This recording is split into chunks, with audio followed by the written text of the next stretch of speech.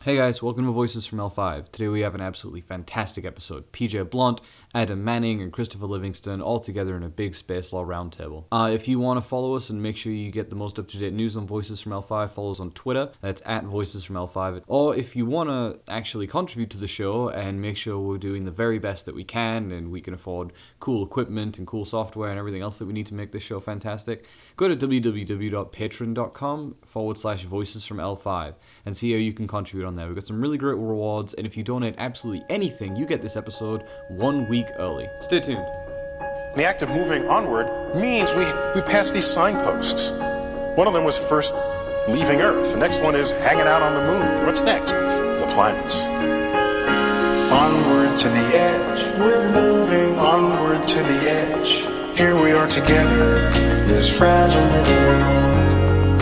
This fragile little world. Onward to the edge. We're moving onward to the edge. Here we are together. This fragile little world. Well, if I could dive in straight away, Liam, I think one point that I would make is that, and perhaps your guests who are, I think, are far more learned than I am, can correct me on this if I'm wrong, but the asteroids bill was ultimately unsuccessful, but for our purposes, where the appropriate provisions were dealing with space resources, the strategy that was adopted in the asteroids bill was then later taken up in a new act that has actually been passed, and that's the Space Resource Exploration and Utilization Act of 2015. And that has a similar sort of strategy in it, which is to say that as far as American domestic law, as far as US domestic law is concerned, if American citizens or companies stake claim in some way or another that's perhaps less defined than it ought to be to resources on asteroids or indeed in space, then American courts will recognize those rights and will recognize those interests. Gentlemen, would that be a fair surmise of the position? I believe so. I think that's a pretty accurate summary of that there. Yeah, absolutely. The act effectively gives United States the right to confer the distribution of these property rights. And I think Liam's right in saying that it is controversial, because I've seen I don't know about you chaps, but I've seen a lot of headlines, perhaps rather incautiously, saying that President Obama is ushering in a golden age of space commercialization, and this will give people the right to own space resources on asteroids or otherwise. Whereas I think when you look at the actual wording of the act in front of me, it does say that, but I think quite carefully and quite properly, it then goes on to say that has to be in line with international obligations, and in particular, I'm thinking of the Outer Space Treaty. So whilst it is certainly very encouraging, I think perhaps a word of caution might be more balanced in sense of saying that has to be something that's restrained by the international obligations. It's also fairly, you have a lot of people on the exact opposite side of that were concerned that the bill, causes a great deal of international kerfuffle and people saying that the US has laid claim to all of space and that sort of thing. So it's almost like the perfect atypical, or typical rather, space resources bill, in it everyone thinks it either does nothing or everything, or is perfectly great and is ushering in a new age of space development, or is terrifying and is ushering in a terrible hellscape for space development. I'll chime in here as the person with conspicuously without an accent. And I think that one of the things that they worked on with this bill, and I talked to a lot of the people that worked on the back end of the drafting and the negotiations on this bill, and one of the things that they worked very hard to do was to not make this bill run afoul of Article 2 of the Outer Space Treaty. And I know that there were several very good international lawyers that were working with the congressional staff to make sure that it didn't run afoul. And so that's why we have that part about it has to be in line with international obligations. But at the same time, there is this idea that we want to invest in space. We want a strong commercial sector. And we see a lot of companies now looking to do this, and they were hitting a wall with their capital, with their venture capitalists, and finding funding to do this, because everybody they went to for funding said, or investment said, hey, can you do that? And so that's what this bill is really about, is saying that the United States is okay. We're gonna do our international obligations, but at the core right here, we don't want to mess with commercial enterprise, and we want commercial enterprise to be innovative. And so this bill is very much about pushing forward innovation in commercials. I have to say, I got the impression. I very much got the impression of that reading it, that it's. I don't want to conflict my legal terms here, but what we've got is the American government being guaranteeing the investment in these private companies. And from that point of view, I can kind of understand why it's come into being. I mean, we've had, ever since the Moon Treaty, we've had discussions and disputes about, what do property rights actually mean? And in a way, it needed somebody to, if you'll forgive the sort of the extension of the analogy, we needed somebody to plant the flag and say, well, this is what we're going to do. And I think that's what we have here. We have a statement by, okay, we can't be waiting for the international community to play catch up. So we're going to do. Whether it does comply with international law, specifically the Outer Space Treaty, is, I think, one of the starting points of the discussion. I think that there's another facet to this that's really interesting, and it's I don't know if you all remember the Bigelow letter from the FAA. The letter itself I don't think has ever come out officially, but essentially what the content of that letter was is the FAA saying, look, we're not going to mess with codes that do this stuff, because the FAA has a payload review. And they said, look, we understand there's a commercial purpose here. Our concern is safety, and we have no interest in stopping commercial activity. And I think that served as a really nice precursor to this bill, because what this bill is really saying is that we're going to make sure that we're safe, and we're going to make sure that we're doing things properly out there in a way that makes space sustainable and fulfills international obligations. But we're not going to do it in such a way that we use Article 2 as a way to stop missions from going up. And I think that is really what was needed here. I think the thing that interests me about the Act itself is I would have had I think the international reaction would have been perhaps a little more favourably if there'd have been a bit more about the safety and the licensing and the protection of the asteroids and the environmental provisions. It's very much that's sort of absent by and large from the Act, and I think that would have helped engender international confidence. Well, that's very much what that report section is about. The presidential report, and it's one of the things that they have trouble with in figuring this out, and it is also a bit of U.S. regulation in the way that we do things. We pass a law and then we leave it to a regulating authority to figure out safety and all that stuff. So that's why the FAA issues regulations, but the law gives them the ability to. And I think that they were reluctant to get that deep into the weeds because we don't know. It's such an unknown at this point that we don't know what a safe operation looks like. So the bill is a bit of sort of the particulars of how lawmaking works in the United States. And so what we usually do is pass a law that says a regulatory body has the competency to do something, and the regulatory body goes on from there. And so you'll see in our federal laws, the statutes that come out of Congress, we don't see a lot of definition of things about how we're going to treat the environment, what represents a safe or what represents responsible behavior. How do we do safety? We pass that down to regulatory bodies. And that's what you see happening in this bill, is this idea that we don't want to get too much in the weeds of what is a responsible operation because we don't really know yet. And so that's why we have this reporting requirement from the president. And you'll see these reporting requirements through the entire act, not just this portion of the act. And what this does is it sets up a way in which we can begin to figure this out. And that has a lot to do with the fact that the technology is unproven. We don't know what it looks like, and we don't know exactly what a safe operation is going to look like when it comes to asteroid mining, because we don't really know what these operations are going to look like in practice. We only have sort of theory and PowerPoint slides and whatnot that tell us what they're going to look like.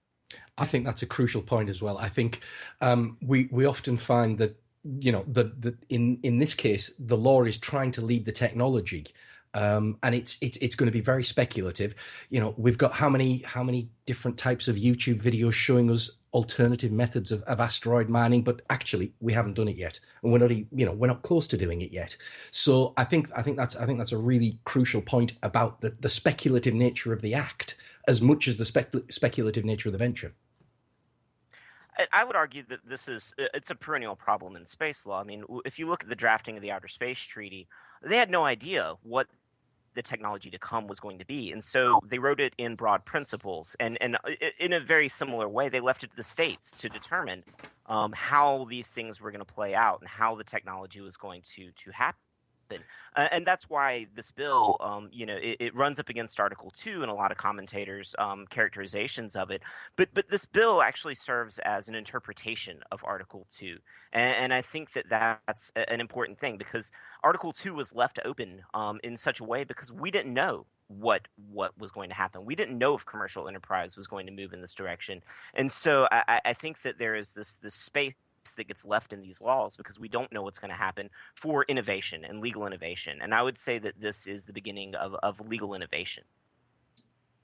Yes, whilst I totally accept what you're saying about legal innovation, and it's very exciting that at least one country is trying to take a lead and trying to move things on from what was sort of almost an impasse beforehand. But if I just happen to play a bit of devil's advocate, as I like to do every now and then with this sort of thing, what we're not seeing in any shape or form is the colouring of the common heritage principle in any of these sorts of provisions. So, for example, there's nothing that does anything to restrain blatant commercialization or taking a libertarian stance with all these sorts of operations at all. And that's quite striking when you look at this. It's purely about commercial development. So I wonder at what point we're going to see the other elements that we're familiar with from a discussion of space law as it applies to the moon and asteroids and so forth, when those factors are going to come into play. Well, you mentioned common heritage there, and I would just I would say that the United States doesn't see this as common heritage. We didn't sign the Moon Treaty, and for all useful purposes, to the United States, the Moon Treaty is sort of dead letter law. It was a great idea, and it kind of failed when we backed out and the USSR backed out. And so I think that their bigger concern is what does non-appropriation mean? Because the United States, from the perspective of the State Department, this is a security treaty. And so the idea here is to make sure that we abide by Article 2 in such a way that we don't run over the security of other states and put our own security at risk. Right. I think that's also, it's interesting how space law kind of follows a pattern, follows a circle. When you were talking about the drafting of the Outer Space Treaty, I think it was very much, and I hate to do this, but Percy, I'm going to say your own writing, the Renovating Space article, which I think is absolutely wonderful, makes the point about the OST being a creature of its time. And I think what we've got here is an act that's very much a creature of its time, trying to embed security in law. And that's what the Outer Space Treaty did. So I can see exactly what you mean in terms of in respect of this being if you like to use sort of a musical analogy, this being a riff on Article 2, this being an attempt to say, okay, we're not clear on what we mean by appropriation. We're not clear on the extent to which appropriation applies in terms of private resources. This is our marker in the sand. Because there hasn't been the negotiation on this. I think the international community has to take some responsibility because there hasn't been a negotiation. There hasn't been the sustained conversations that we might have liked to have seen on this. I would follow up, and I'd point the listeners actually to the International Institute of Space Law's statement, the Board of Directors statement on this, which essentially says that this is a valid interpretation of Article 2. If you take Article 2 and you go through the legal analysis of it, that this bill sits as a valid interpretation of it, but that it's not the interpretation, right? There are multiple interpretations, and so it's now out to the international community. The ball's in their court to determine whether or not they like this or they don't like this.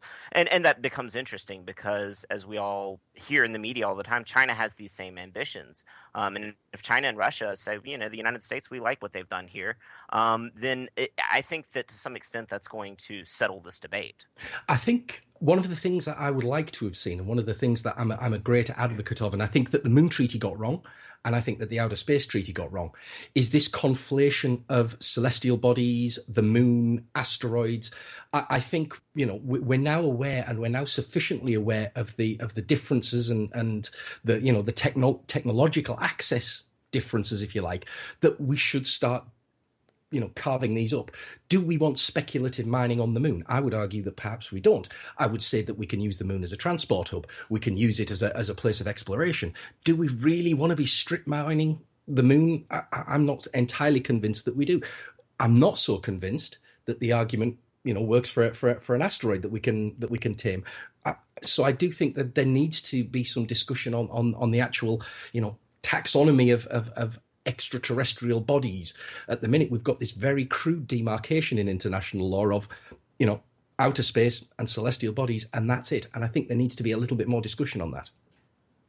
I think that's an excellent point. And if you look back into early space law, you'll find several articles that divvy up space in different ways. I think there's one from Fassan that talks about how we should talk about orbital space, and then, in between Geo and the moon, and then space outside of that in different legal terms. And so, yeah, I think that you're very right in that point.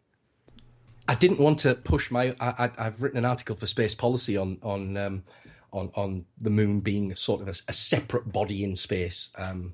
And I do think that's something I feel sort of kind of strongly about, that we've got a unique relationship to the moon. I'm not even upset about mining on Phobos, on Deimos, or Ceres. I'm not so worried about that. But the moon, I think, holds a special place for humanity, and I just wonder if we shouldn't exercise maybe as the environmentalist lawyer in me, that the precautionary principle. No, I don't think that that's too far out of a thing to say. I think I'd go so far as to say I think a lot of lay people especially would probably agree with you there, Christopher. I mean, I think it's someone on either my show or somewhere else said something along the lines of every human that has ever lived has always looked up and saw the same moon and the same face of the same moon. And I think you're right that there is this link that humanity has to it. And oftentimes in space law and in many other places these days, but in space law especially, we do get this libertarian look on things, or rather, not so much space law, but in the space community, we get this libertarian look on things, that space is there to be exploited and full of all these riches that we should exploit. But I feel like that often misses some of the more human aspects of space. I think everyone at some point in their lives fell in love with space because they looked up and saw how beautiful it was. Not so much they looked up and saw how many trillions of dollars you can get out of helium-3 or whatever.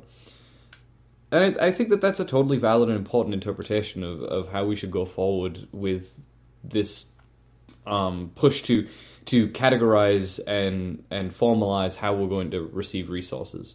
There's an early episode where we talked about a preservation of the moon, a sort of national park system that would at the very least cover the side of the moon facing us. And I think that that's a good place to start.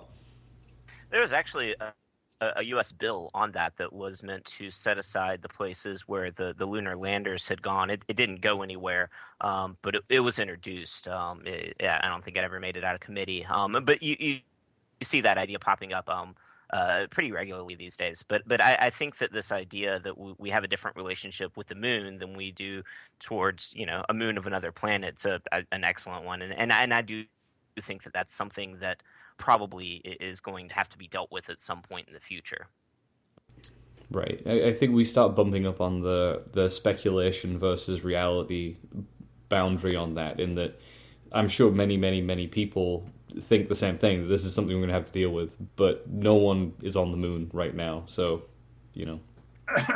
Now, Percy, I wonder if you can help us with one particular point that comes to mind. I happened to read through this particular act, the Space Resource Exploration and Utilization Act, this afternoon. And one thing that I noted, quite interestingly for the purposes of our discussion, was that a lot of it was very practical stuff, very practical provisions about the definition for American law, legal purposes of an astronaut, the amendment of other laws. So, for example, tidying up things so that they no longer refer to the space shuttle, etc. And then our bit, the bit that we're interested in, the space resources section, seem to be rather sort of tacked on at the end, as if for a bit of fun, for example, or just because they couldn't think of anything anywhere else to put it. What are you're very familiar clearly with the finer points of this. What are your thoughts on how that happened? So my understanding and my read on this, and I don't want to paint myself as an insider. I know some people that worked on it, but by no means was I in the halls of Congress talking to people on this. We see these space resource bills come up a lot, and they're always a big news item, right? The Asteroids Act from last year and the year before, and we see them. And I've been tracking this stuff for 8 years, and they come up almost with every Congress, and our Congresses last for 2 years, so about every 2 years you see one, and they never go anywhere. They never get out of the committee. So a bill comes in, it goes to a committee. They never get out of committee. One of the reasons is that Congress doesn't really care about this issue. These aren't the companies that are looking to do this aren't throwing around tons of money. They don't have a huge lobby. They've got it's a small lobby, and so Congress has bigger issues to deal with. This particular bill, though, what happened is we had the Asteroids Act introduced, and then we had this other bill, the larger bill here, which is let me scroll to the top and give you the proper name of it. It's the commercial. All right, here it is. U.S. Commercial Space Launch Competitiveness Act.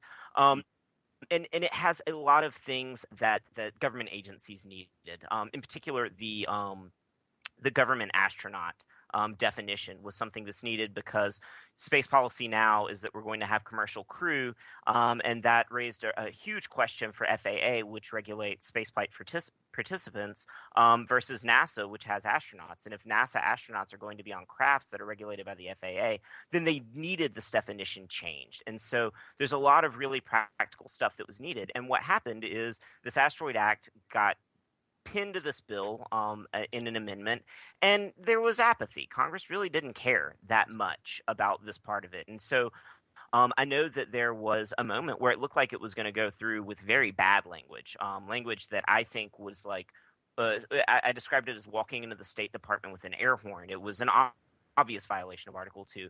And so I think that there was a lot of work from a lot of staffers and a lot of people in the industry to make this portion at least comport with Article 2. But at the end of the day, I don't think that Congress cared that much about this portion of it. And a lot of it is because these companies are still PowerPoint slides. Yes. We don't have technology yet. And so we don't know what it looks like. And okay, we'll let you get investors. We'll say that you can do this, but whatever sort of problem with it. And because it was tacked to something bigger, that's what slid it through. I think as well the International Institute of Space Law position is probably the only logical position you can adopt. It's very much, as you say, there's a lot of speculation. So we're right at the start of the conversation on this. This is no more than the line in the sand, and I don't think it can be with the technology being where it is. I wonder if right now there's a spell of people in Silicon Valley hunting down these angel investors and trying to convince them that it's different and that we are actually 2 minutes away from mining an asteroid. And even as I say it, I realize that no, that's definitely happening. There's probably 1,000 startups in the wake of this bill coming out now, trying to capture themselves a little bit of that startup fund. Interestingly enough, I was at the Galloway Symposium in D.C. in December, and they had a woman, I can't remember her name right now, but she works with venture capitalists. And what she was saying was that venture capital is really hard with a lot of space because these Silicon Valley guys, they know computers. You go in, you tell them a computer program, this is my startup and we want to do this, and they understand it. Whereas rocket science is something that they have to relearn. And so it's often a hard pitch to a lot of the venture capitalists. But yeah, I guarantee people out there pounding the pavement trying to get it. I wonder if there ought to be some sort of similar legislative provision in the UK. I mean, we've got the Outer Space Act 1986, which is our main sort of space legislation, and there's been some work on that, for example, to do with the insurance and licensing and regulations to do with CubeSats and so forth.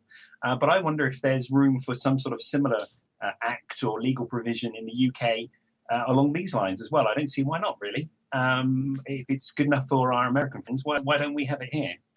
I think it's interesting. There has been a lot of discussion around the UK sort of regulatory framework, exactly as you say, the Outer Space Act, forged in 1986, designed to make sure that the UK taxpayer didn't have any burden at all in terms of these expensive satellites which might crash into each other. And it seemed the whole purpose of the act was to ensure that we kept a tight leash on everything. And it's led to some very difficult conversations with UK satellite companies. Now I think that the desire is to try and take the handbrake off the UK space industry. And I think that one of the ways that we could do that is looking again at the whole nature of how we regulate it. It's an expensive process, regulation, and the insurance, certainly, as you say, Adam, the insurance requirement is what absolutely stymies a lot of small startup companies. I've worked with a couple of small startup companies that with some reasonable ideas looking to utilize CubeSats and small satellites. And as soon as they come up against the insurance requirements, even with there's recently been a cap being imposed, liability cap of 60 million euros. Even with that, the insurance is still, overly prohibitive on that. So I think you're right in terms of the regulatory framework. There is recommendations. There was a consultation by the UK Space Agency on a traffic light system to sort of maybe fast track some regulation through to try and limit the liability for CubeSats. But I think you're right. I think there needs to be a broader ranging discussion in the UK on exactly how we're going to re-energise or refocus the UK space industry, because I know the UK government are dead keen to get all of that, what they perceive as space dollars into our economy. Yes, because it's seen as one of the great growth areas in our economy at the moment, isn't it? And of course, we've got all the publicity of Tim Peake's mission on the ISS. So space is very much the flavour of the month in the UK. But I wonder if we broaden this discussion out more, the act that we're talking about from the US is very exciting because it is a step forward, and it, as you say, they're planting the flag. And I wonder now if this brings us into interfacing with the wider regime and how this fits in with the other legal requirements of, for example, under the Outer Space Act, Outer Space Treaty, it does talk about, whilst it's not an explicit reference to the Common Heritage Principle, it does speak about space activities, for example, being for the benefit of all humanity. And it's broader than simply requiring it just to be for commercial purposes. And I wonder whether at some point this is going to take us to this issue of how is the exploitation of asteroids, for example, going to be regulated from an international perspective. So it's all very well American courts recognizing American citizens and companies carrying out these activities, but that doesn't really of itself affect, for example, Chinese activities or European activities. And so these things are going to be incremental. They're going to be step by step. But I wonder whether this brings us to this broader issue of how are these things ultimately going to be regulated in the international purposes. And, the basic idea, for example, of the UN granting rights and being the landlord of the solar system is perhaps the simplest model of that sort of situation. But I don't know if anybody has any thoughts. Because this area fascinates me, because I think that's the next big step that this sort of thing takes us to. I think if I can just a very quick point, I think China are a very interesting player in this game, because we know they've got an active program, they've got an active lunar program, and as well they are revivifying and remaking their national space legislation as we speak. I think it's due to come in at 2017, 2018. So we have China now putting forward their own national space legislation. I wonder whether we'll see any response to the American legislation. My guess is not. China tends to be fairly insular in terms of what it does. It will do what it thinks China needs to do rather than responding to America.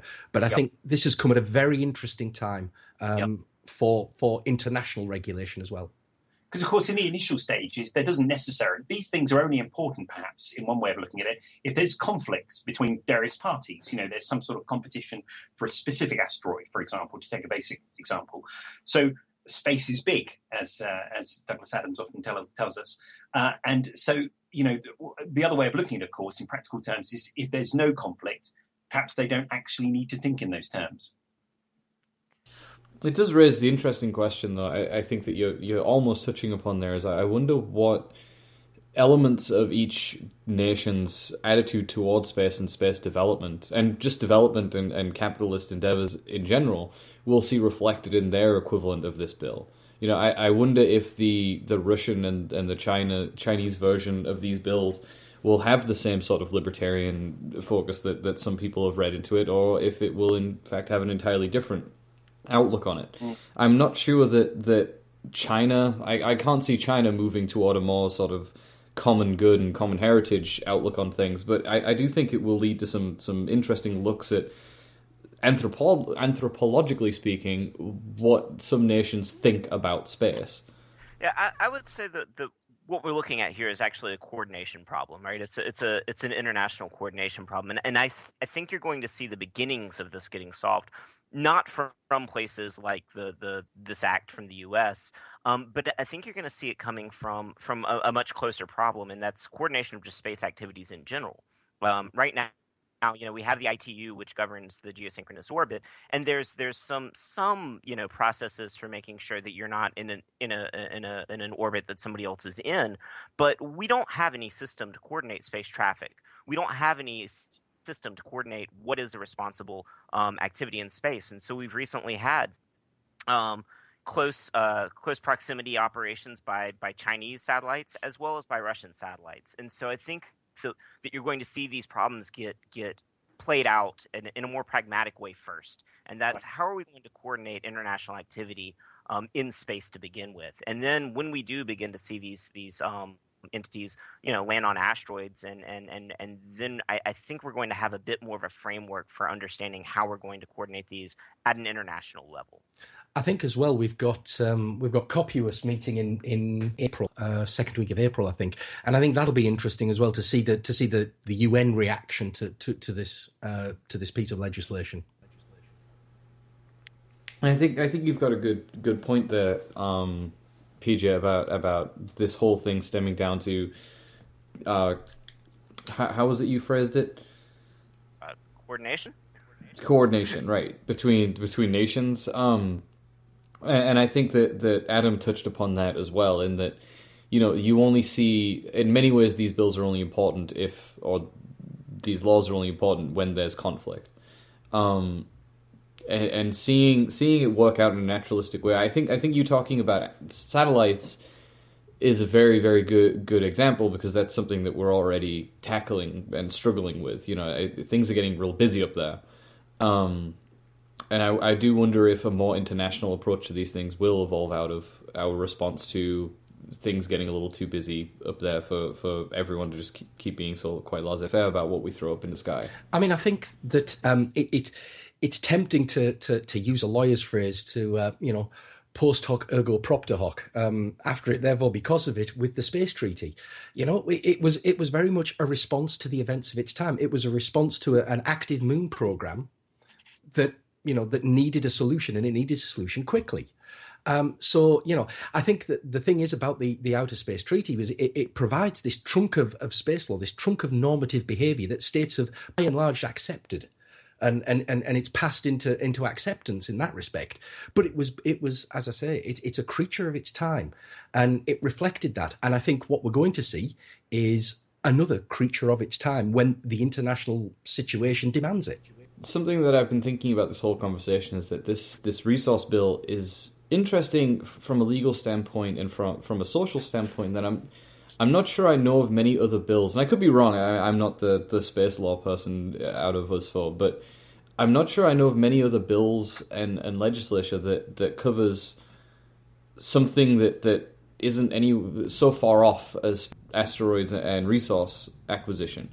It's in some ways it would be as if tomorrow there was a bill governing artificial intelligence rights or something like that.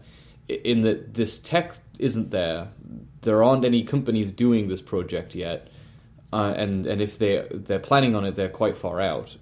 But trying to lay down the legal foundation for this before its time may be leading to some problems that we don't even foresee yet.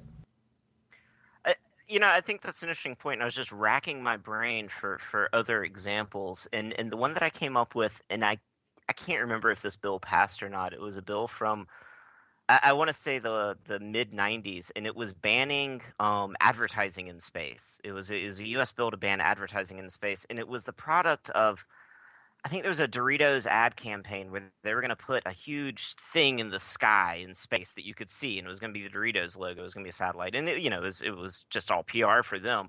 And I think it spawned a bill, and I can't remember right now whether it passed or not. Wasn't there a Pizza Hut logo on the moon? Didn't they try and put a Pizza Hut logo on the moon as well? That's right. Oh yeah, that was one. Yeah, I love how companies love to do this thing. We're going to do this thing in space, and it's just an ad campaign, and people go nuts over it. It's kind of fun. It's very clever. The space community. The space community really loves losing their minds over things that are never going to happen. I think we can all agree. Indeed. But you understand, you get what I'm saying there is that it's interesting that we have a bill dealing with something that doesn't exist, and not to be utterly defeatist, I believe very strongly in asteroid mining. This show might prove that, but there is a small but fairly real chance that we never find a way to make asteroid mining and asteroid acquisition economically viable. I mean, it probably is. Don't get me wrong, but it's just interesting that this bill is Liam, going. I mean, to take the point, it's Ian Crawford in London has looked at all of the missions to the moon and has taken all of the data, and his work very much suggests that there's probably not going to be a lot of minerals that can be economically mined there. It's it's going to be very much that's one of the reasons behind me suggesting that actually we should forget all about speculative mining. There's going to be iron there for sure, but we've got iron on Earth. We can do it cheaply. We don't need to go to the moon for iron. What we're after is the rare minerals, or the minerals that we don't have very much of at the minute. And I don't think there's I think you're right. That we haven't done it yet, and there's no evidence that we can do it at the minute.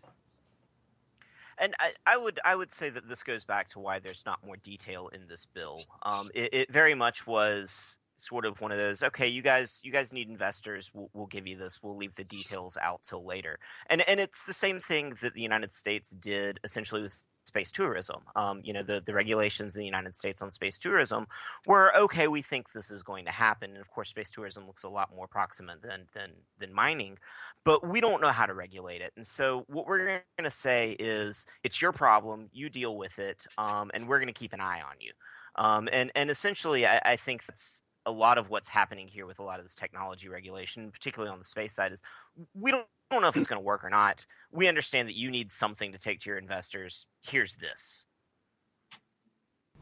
All very valid points, I think. But we're coming up on a little bit of time here, and I know there's one subject that we had a little discussion about going over, and this space bill and all the space bills that we've talked about today fairly naturally lead in that we wanted to do a little bit of speculation and throw the ball around a little bit on our own future bill that may never be relevant. In that we had a little bit of a talk about a space constitution, and I mean, so long as we're talking about space mining, and this is a show essentially about space settlement, we have to wonder about how these space settlements might themselves go about their own legal requirements. And one of the most fundamental documents of any nation is its constitution. And so I think you raised this subject originally, Adam. Would you like to introduce it a little bit, the idea of a space it's a fascinating constitution? subject. It's perhaps very speculative by its very nature. A settlement, whether it be on the moon or Mars, or, for example, a sort of space habitat as envisaged by Dr. Jared O'Neill, an Island 1, for example, or even the great big Island 3s with hundreds of thousands of people in them, they're going to need, as lawyers, of course, we would say this, but they're going to need laws to make sure that their societies are run properly. So that begs the question, what are those laws? And although in the UK, in England, we have an unwritten constitution, perhaps the world's most famous example of a constitution that's proved eminently successful is the USA Constitution. So you immediately think of that sort of thing. When we're talking about a space habitat or a space colony, one of the immediate things that we have to think about, and this perhaps leads back to our previous discussion about space resources and commercialization, is the initial ones may be founded by companies. They may be founded as commercial operations.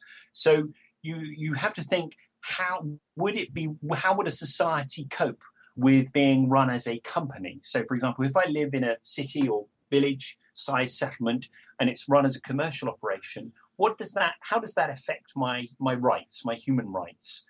Because we, in Western civilization, obviously, we take freedom very seriously. And how might that be curtailed if I'm a citizen or a worker primarily in a commercial operation? So there's lots of fascinating points to consider in this sort of thing. So I wonder if our fellow our guests have any further comments to make on this point. My gut feeling is that if we look through history at times when companies have tried their hand at running civilizations and societies, the answer is it doesn't usually work out very well for the people living inside those societies. I'm most familiar with the colony of Virginia at the start of the history of the colonization of America. And that was, at the very earliest days, that was a commercial enterprise run by the London Company with a charter in 1606. And but eventually, as you quite rightly say, that proved disastrous for various reasons, and they went bankrupt, and that had to be taken back by the crown, and it became a crown colony. So that's perhaps an example of these things not working out that well in reality. Yeah, and that's actually one of the reasons that I think that you see the term space settlement instead of space colonization, because we do have this wonderful rich history of colonies kind of shitting on the people that they go and colonize.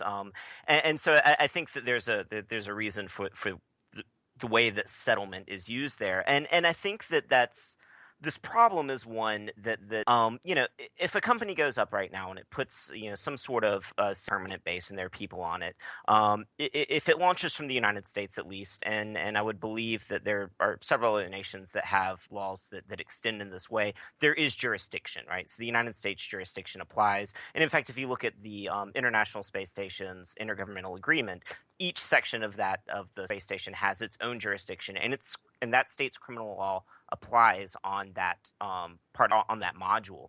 And so we see the beginning of this, and I think the more sort of interesting and maybe more salient problem, and also the problem that's way off, is at what point do the people living in these colonies decide that they no longer need to abide by law that comes from planet Earth?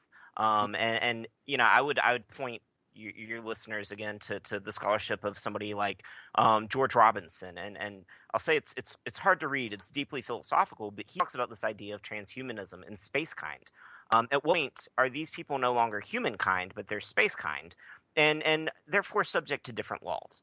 And I think it's wildly speculative, but it's fun to think about, Percy, I have the exact article right in front of me. 2006 Journal of Space Law. George S. Robinson talks about the evolution of a space constitution, and you're right. I mean, it goes into detail as natural law and positive law, and a declaration of independence by these space colonies. I think one of the things I think about constitutional law, I sort of cut my teeth as a constitutional lawyer. And I think, when I think of a constitution, I think it's reflective of the people. It's reflective of the people that it seeks. Now, that may seem strange in the light of what Adam's just said about the UK, not having a constitution as such. Adam will jump in and rightly, and all English and UK lawyers will jump in and say, well, we do have a constitution. It's just not written down. It's just not written down. That actually is, I think, an entirely unwritten constitution might be the most British constitution I can think of. It's just not all written down in one place. So we do have a written constitution. It's just got bits here and bits there. So it's a very much a piecemeal constitution. The advantage of that is that it can be very flexible. It can respond to events. It's not we're not, although it's looks back to X number of hundreds of years of history. Actually, it can respond very quickly to events. We don't require amendments. We don't require, we adhere to this principle of parliamentary supremacy. So very much when we're thinking about the nature of any space settlement constitution, one of the more important things I would think of is perhaps looking at the nature of the settlers and what type of constitution they will need. What tools will they need? Because after all, that's all a constitution is. It's the tools of government. What tools they will need to effectively organise their society. And as Percy said, George S. Robinson points us in the direction of a declaration of independence, a declaration that actually, we're not Terran. We are not of the earth, and so it's an interesting way to look forward to. Exactly what are going to be the philosophical basis of this constitution. When it comes to independence of a space settlement, I always take the view that, rather practical point of view, that it must come at the point where they're able to function independently, where they're not reliant on resources from Earth. The only then that they would be in a position to do that. Any sort of declaration of independence seems rather weak and reliant on other people's approval, for example. Adam, I know you've been involved in lots of discussions on this with the British Interplanetary Society, etc. What's your take and what's your insight on the type of colony that we might get? Will it be a planetary colony? Will it be a habitat built in space? How do you think it'll go? Well, the BIS, the British Interplanetary Society, takes a broad view with this sort of thing. I'm actually very heavily involved with a study group on looking at the work of Dr. Gerald O'Neill from the 70s, when he produced his very famous reports on space settlement. And those are habitats actually in space. And Dr. O'Neill's point of view is that if you're going to settle space, if life is going to radiate out from the Earth, and humanity is going to become a species that lives not just on the Earth, it's going to be settlements actually in space, as opposed to on the surface of a planetary surface. And there, I think that's really the focus of our work at the moment, is those sorts of settlements. And when we look at the constitutional law that might arise from one of those, you've got to think about some of the fundamental characteristics of those. And I think what that boils down to really is the fact that they are an enclosed environment, and there's a great deal of control over who gets in and who gets out. So you've got to think in those practical terms. So you must have, for example, there's been work, there's a series of lectures on what's called extraterrestrial liberty. That's looking at freedom outside of the Earth. So, for example, you might have, in the Constitution, there might be an enshrined right to leave. So, for example, you can't be kept a prisoner inside the habitat. If you want to leave, you must be allowed to do so. There might be, for example, a right to breathe.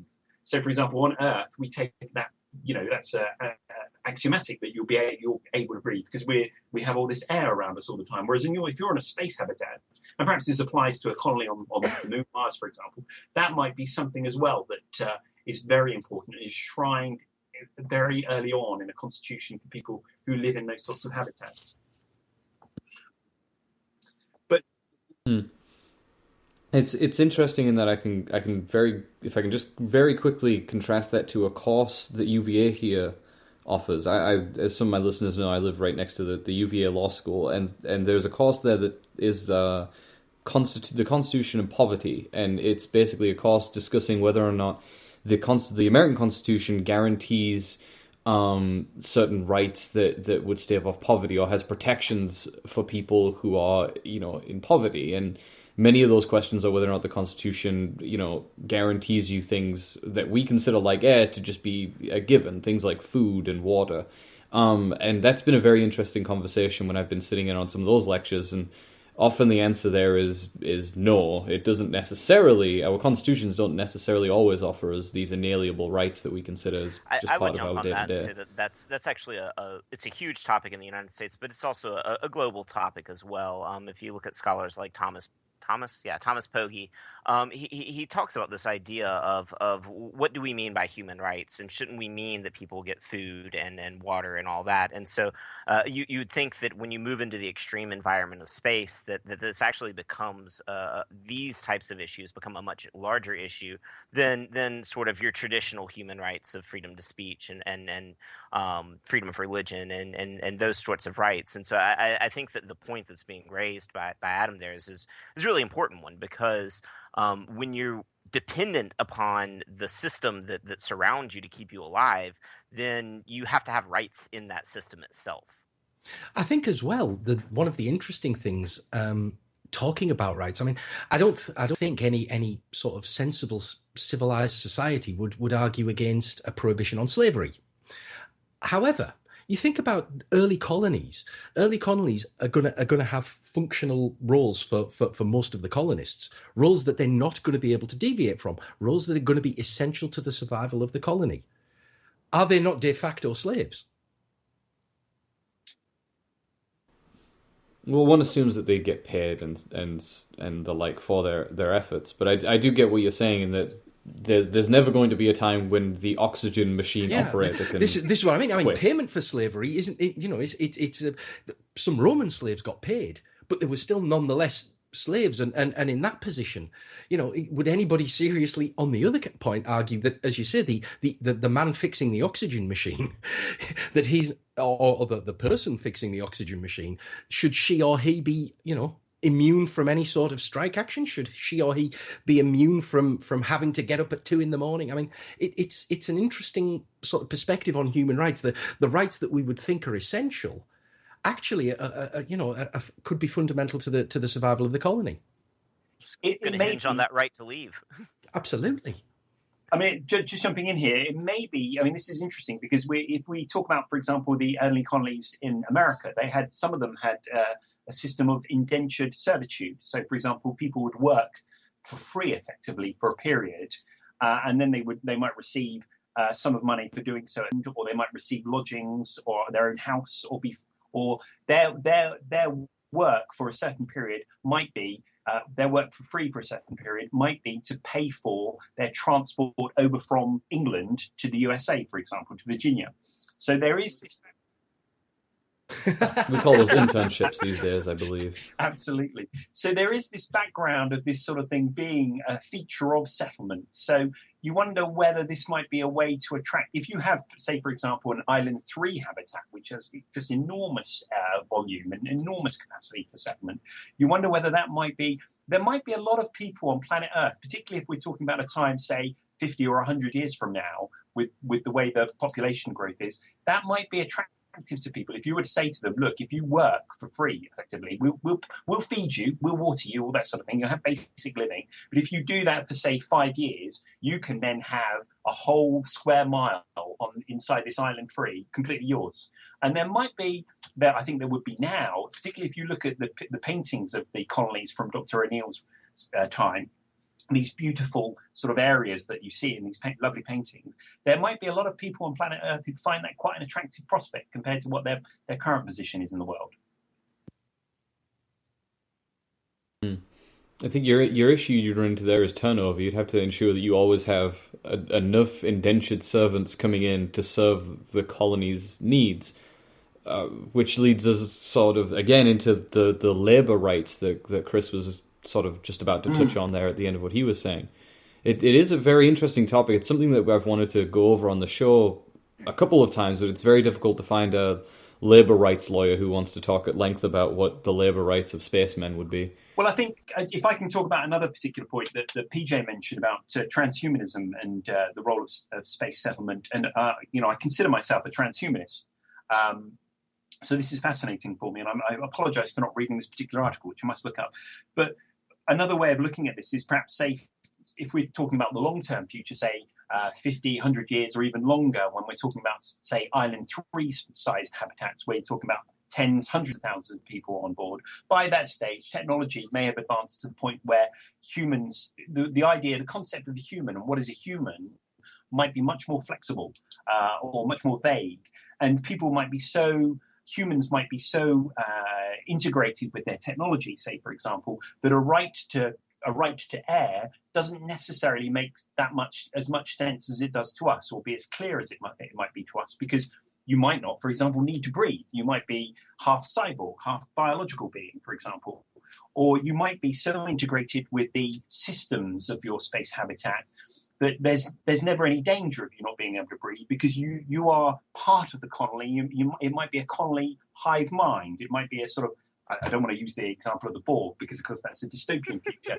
But it might be, we were talking earlier on about being linked by social media, and I was suggesting to Chris that, thanks to social media, we're now all mildly telepathic with each other. But if you develop that point onward, you might be so embedded in your habitat systems that you're able to make sure that there is a constant supply of air, for example. You don't need to rely upon somebody keeping the oxygen machine working, because you're part of the ship system itself. And for example, you might have a sentient, artificially intelligent computer system running the habitat. At what point does artificial intelligent sentient systems, what point do they or they ought to be the recipient of rights that are recognised on a legal basis. So there's a lot, there's so much to consider with this topic, and it's a fascinating area.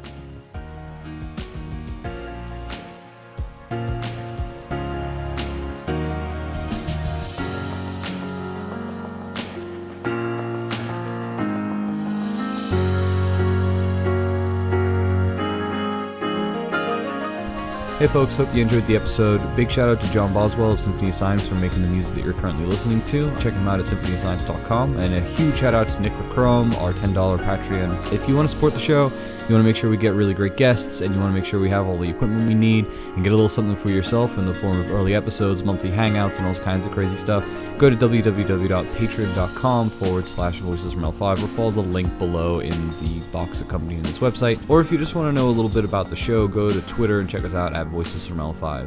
One big shout out to the NSS. We are now an NSS sponsored podcast. Go to nss.org to learn more about this fantastic organization, one of the biggest civilian space organizations in the world, and also probably the biggest push for space settlement that exists. That's www.nss.org.